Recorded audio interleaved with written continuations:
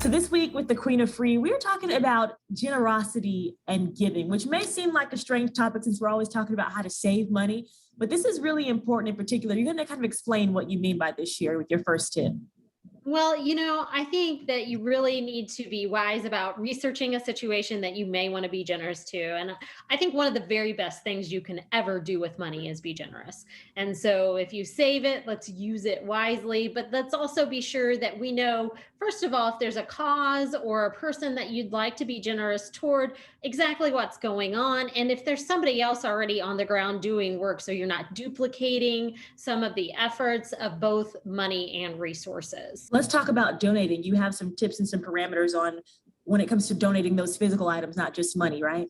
Yeah, most organizations in particular are going to want new items. And so while it's a great thing to donate used things and gently used things to places like Goodwill or the Salvation Army, that may not be the best fit. So definitely check those stipulations. A lot of places really prefer that you have things with tags on them still, that you have unbranded items, that you have things that are solid colors so that the messages are not necessarily offensive. There is a time and place for donating gently used items, but just be sure that the organization will accept those. Don't give anything you wouldn't want to receive yourself.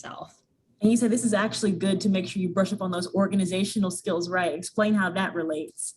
I think this is great because maybe you don't have a whole lot of money to give, but you've got some time. So you can use some different tools that are out there to organize and kind of mobilize other people with you, whether that's your neighborhood or your friends and family group, to be able to support people.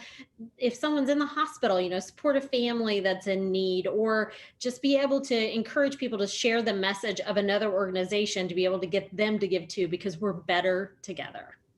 And one of your last tips on here you have is to set a reminder. What are we setting a reminder for? Well, our best intentions sometimes go askew. And so if we don't have those reminders on our phones to remind us to take the donation, to drop it off at the school, or to show up to volunteer, we're in deep trouble.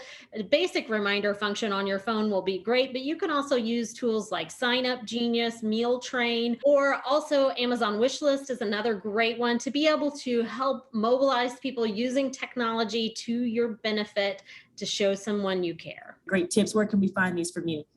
Head out to queenoffree.net for links, especially to all those technology tools and so much more today.